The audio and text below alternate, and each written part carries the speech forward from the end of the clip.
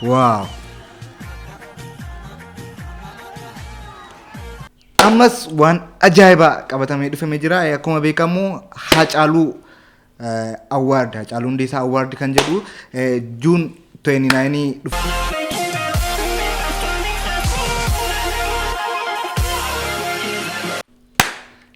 Akkam jirtu dhaggeeffattoota daawwattoota keenyaa kun Yaayyaa Tuubiidha. Akkuma beekamu kanaan dura isin bohaarsaa, isin bashannansiisaa, isin gammachiisaa akkuma turreen beekama. Ammas viidiyoowwan babbareedoo isin bohaarsan, isin gammachiisan fu'aa isin godhan isiniif qabadee dhufeen jira. Egaa Yaayyaa Tuubiin akkuma beekamu isin bashannansiisuudhaan beekama, isin bohaarsuudhaan beekama. Egaa ammas wantoota isin bohaarsan hedduu isiniif qabadee dhufeen jira. Egaa subscribe gochuu akka hin irraanfanne warri maatii keenya hin taane garee kanatti kan hin dabalamne chaanaalii kana subscribe gochuudhaan garee kanatti akka dabalamtan maatii garee kana akka taatan nu wajjiniin akka bohaartan akka bashannantan isiniin jedha. Egaa viidiyoowwan babbareedoo har'aaf isiniif qabadhee dhufeen jira. Egaa subscribe gochuu, sheerii, koomentii gochuu ammayyuu akka hin irraanfatamne subscribe gochuudhaan, sheerii gochuudhaan, koomentii godhuudhaan waldaggaran isiniin jedha. Egaa gara viidiyootti dabarra. Viidiyoon irraa viidiyoowwan babbareedoo hedduu ajaa'iba ta'an isiniif qabadhee dhufeen jira. Na wajjin turaan isiniin jedha. Gara viidiyootti dabarra. Yeroo gaarii akka qabaannu abdiin qaba. Hamma xumura viidiyoo kanaatti eessayyuu akka nannee na wajjin turaan isiniin jedha. Gara viidiyootti dabarra. Egaa viidiyoon irraa viidiyoo haati irraatti kan inni jalqabu natti fakkaata.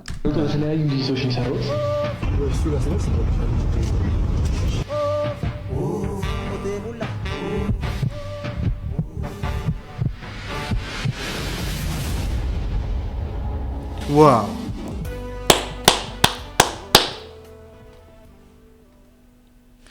Hojii boonsaadha kun akkuma beekamu.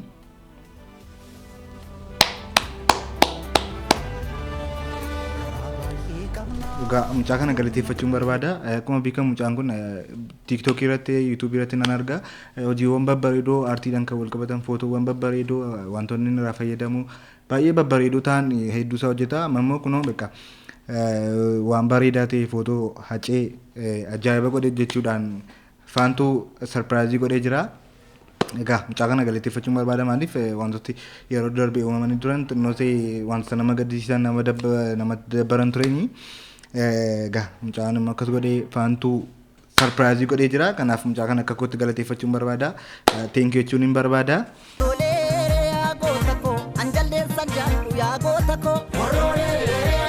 Ammas waan ajaa'ibaa qabatamee dhufamee jira. Akkuma beekamu Haacaaluu Award, Haacaaluu Hundeessaa Award kan jedhu Juun 29 dhufee jira. Egaa akkuma beekamu wantoota darban wajjiniin wantooti uumaman tokko tokko wantoota namatti hin tolle acee gadi buusuudhaaf warrooti yaalan tokko tokko jiru. Egaa akkuma beekamu yeroo darbe Liizaa Awardii kan jedhamu irratti wantooti uumaman tokko tokko wantoota namatti hin tolledha.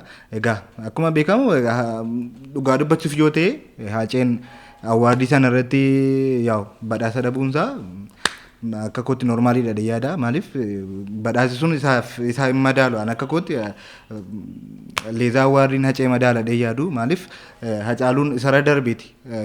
Yoo dhugaa dubbachuudhaaf yoo ta'e Hacaaluun badhaasaa yoo ta'e malee badhaafamuudhaaf tiriimti jechuu barbaadeetanii. Egaa akkuma beekamu Haacaaluu Hundeessaa Foundation Prezidentiin Haacaaluu Awards kan jedhu Juun 29tti qopheessee jira. Egaa achirratti wantoota ajaa'iboo, wantoota babbareedoo, egaa waan ajaa'ibaa eerna. Awardiin kun maaliif awardooti darban wantoota tokko tokko hacee gadi buusuudhaaf wanti isaan hojjetan wantoota namatti hin tolledha. Egaa hacee badhaasaa akka ta'e awardii kanarratti arguudhaaf waan bareedaa eerna. Juun 29 Nafa Musliin jenna. Akkuma isin argaa jirtanii Haacaaluu Hundeessaa Foundation President isadha. Haacaaluu Hundeessaa Awards Wednesday June 29 2022 jedha. Egaa kanaan akka kootti waan ajaa'ibaan egaa awardii kuni maaliif bakka hundumti keenya iyyuu waan keessa keenya jiru beekna. Maan nutti dhagahame beekna. Gaafa badhaasa sana akkas gochuu isaaniitti wantoota nutti dhagahame bakka jechuun namooti tokko tokko xunnoosee tinitaan turanii wantoota namatti hin tolle turedha. Egaa kanaaf Hacaaluu Hundeessaa awwaardii irratti waan ajaa'ibaa jenna. Una danda'ame anis argamuudhaaf nama kora jechuudha. Egaa gaafa sana Juunteen naayinii Hacaaluu Hundeessaa awwaardii irratti waragarra hojii ajaa'ibaa wantoota ajaa'ibaa hedduutu achirratti argama. Juunteen naayinii walagarra jechuudha. Gara viidiyootaan nuti dabarra. Egaa Akam Naguma from Russia. Akam Naguma from Ukraine. Akam Naguma from Somaliland. Oromo. Akam Naguma from Guyana. Akam Fahima from Liberia. Akam Naguma from Japan. Akama Naguma from DR Congo. Akam Naguma from Sudan.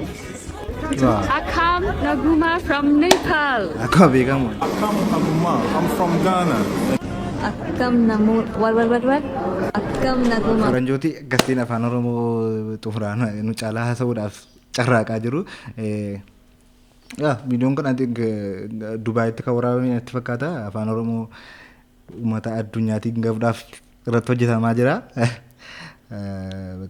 Akkuma isin argaa jirtanii afaan Oromoo dubbachuudhaaf baay'ee carraaqaa jiru.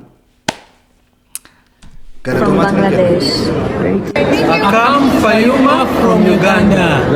Akam Nadwa from Bangladesh. Akam Naguma from Nepal. Akam Fayuma from Uganda. Akam Fayuma from Nigeria. Akam Fayuma from Iraq. Akam Fayuma from Somalia.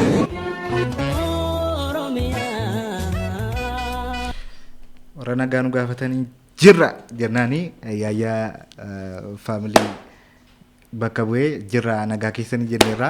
Akkuma beekamu bakka kun akkasitiin afaan Oromoo addunyaarra naanna'aa jira. Ijoolleen Oromoo ol ba'aarra danda'amaan jiru bakka. Kunoo addunyaa akkasitiin afaan keenya dubbachaa jira. Afaan keenya ganaa guddinaa ganaa guddataa addunyaa oliin keenya addunyaan gana afaan Oromoo dubbata isiniin jenna. Gara viidiyoo taantu dabarra. ጀርባ ከፊት ያለችውን ነው። አንድ ደግሞ መድኃኒት ቤት ሰብሮ ገባ። ሌባ ነው ገባ። ቢያይ ሳኒታይዘር የለም፣ ቢያይ ማስክ የለም፣ ቢያይ የራስ መታት መድኃኒት የለም፣ ቢያይ አልኮል የለም። እንዲህ ዞር ሲል እንዲህ ቋንጣ ተሰቅሎ አየ። ገባ ብድጋር ቋንጣውን ጥርግ አድርጎ ቀስ ብሎ ሊወጣ ሲል ጽሁፍ አየዛጋ ግርዛት ክፍል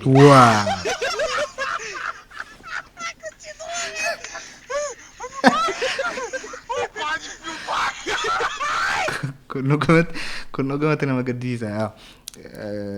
Isa tokko warri afaan Amaaraa hin dandeenyee fi egaa asitti kan jedhame hattuudha. Kutaa qorichaa hattuudhaaf galee waan saanitaayizarii waan akkasii barbaadee dhabe sababooddee foon fannifameeru wayii argee foon sana erga nyaatee booddee gaafa achi ba'uuf jiru kutaatti nanna qabatanii jechuudha. Yaaddii taa'ee achi baatee yaaddee nanna namaatti citee fannifame nyaatee booddee hattuudhaaf lettee hangafa kan kolfaa jaatu. Nagadi foon namaa nyaatee yaata jechuudha. Hatuudhaaf mana namaa littee. Ammas isaanuma kan qaqqabe.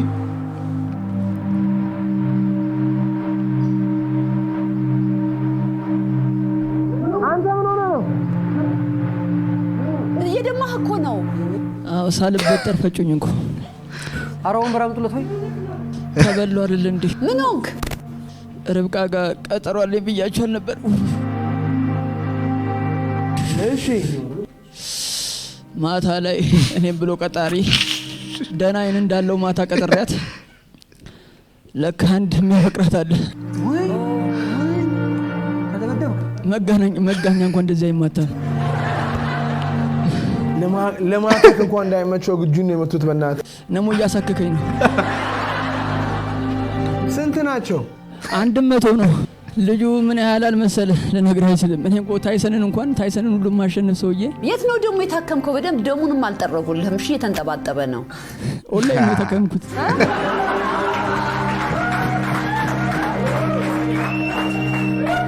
በጥፊ ደማው ፍጽዬ ቢመታኝማ እድለኛ ነበርኩ። ተመትቼ ደማው ንፋሱ አርኔ እንደዚህ ያደረገኝ ሳተኝ ወደኩ። መመታት ማወቅ ነው። ስትወድ ደንግጦ ሲሮጥ መሰለኝ። እኔማ አሁን እንኳ ቀርቤ መጣሁ እንኳ ቴሌቪዥን ላይ ምን ነው ቀረብኩኝ እንኳ ተናገርኩኝ። ለፍቅር መስዋዕትነት ከፍያለሁ ብዬ ፈልገው ነው አንተ ከፍለን የተመታው ሰዓት አላየህም እንዴ? እነ ሻሩክ እነ ሳልማን ለፍቅር ብለው ባሙስ ሲጎትቱ ሻሩክ ፋንታ ጉዲታት ነው። እስቲ እንደው ማን የቅድም ቦክስ ሞክራለሁ ብላል።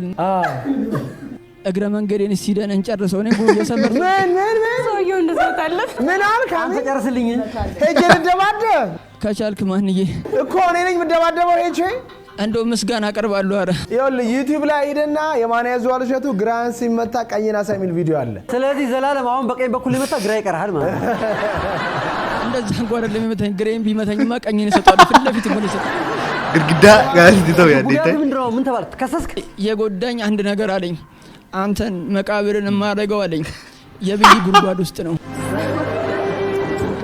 ምን ተሰማ? ለፍቅር እንደዚህ ከባድ መስዋዕትነት በመክፈል እስከተመተው በኋላ ነው የገጠምኩት። ርብቃ ተመትቼ እንዲሳሰቃ የነበርሽ የኔ ሙዚቃ ወዲያው በቃ ነው ያለው። ሪትም አደረገኝ እንኳ ያውን እንደው የሆነ ነገር እንትን ኦፕራሲዮን መደረግ አለበት ተብያለሁና የሆነ ነገር አቤት አቤት ራባፉሩን ሸጣታከ እሱ የህዝብ ንብረት ነው። ራባፉር ዋው እናንተ ብነፍኩኝም እኔ ቸር ነኝ። የኔን 10 ይስጣችሁ።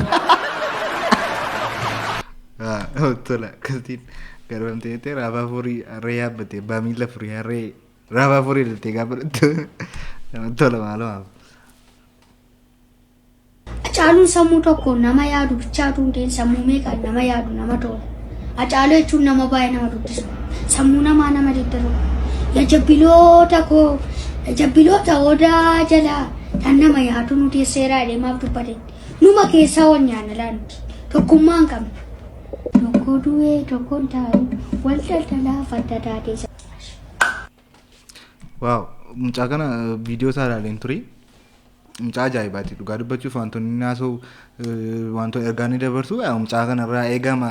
Mucaa kana taasaatti wantoota xiyyaannee dura kan inni haasa'u jecha ajaa'ibaatti fayyadama. Ijoolleerraa eegama wanti jedhamuti bakka jechuun akka inni taasa'u wantoonni haasa'ullee nama guddaarraa wantoota hedduu kan inni haasa'u egaa Dr. Naviyad godaanarraa fuudheefti qabee akkasiin mucaa rakkina keessa jiru akkasiin guddisuunsaa baay'ee isa galateeffachiisa. Mucaa aartii keessatti bakka mucaa aartiin irraa calaqqisuudha. Mucaa dandeettii shubbisaa dandeettii diraamaa garaagaraa hojjechuu mucaa qabuudha. Akkasuma onneensaa guddisa hacee akka ta'e beeksisa. Egaa asumaan Dr. Naviyadiin galateeffachuun barbaada. Sababni isaa mucaa ijoollee akkasii kana fuudhanii tokkoffaa wantoota aartiitti guddisuudhaaf waan aartii keessa jiru jajjabeessuudhaaf akkasitti ofitti qabuunsaa baay'ee isa galateeffachiisa. Kana caalaa waan guddaa irraan mucaa kanarraa egaa yeroo isaatti immoo aartii Oromoo hamma tokkoon tarkaanfachiisadhee gama kooti mucaa kanarraa waan eeguun qaba. Kanaaf waan gaarii hawwinaaf hin jedhaa.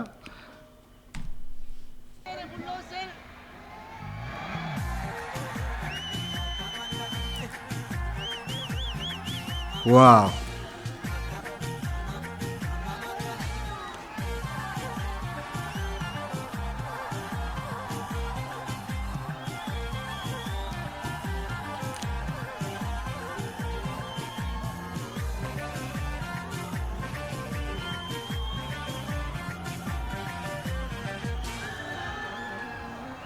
Wow.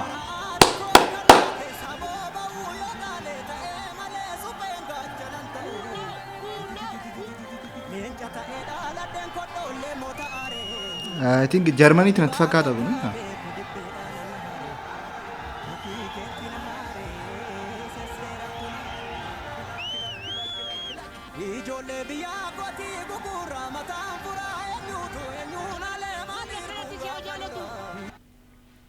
Kun Oromoo da Oromoo Germany dua keessa jirudha kun akkuma beekamu Jawaar Bulloon yeroo ammaa kana biyyarra naannaa jira addunyaarra naannee uummata Oromooti wajjin haasaa gochaa jira badhaasota garaagaraa uummata Oromoo walitti qabamanii badhaasa garaagaraa kennaaf jiru ammaaf viidiyoon kun viidiyoon Jarmaniitti argamee turedha.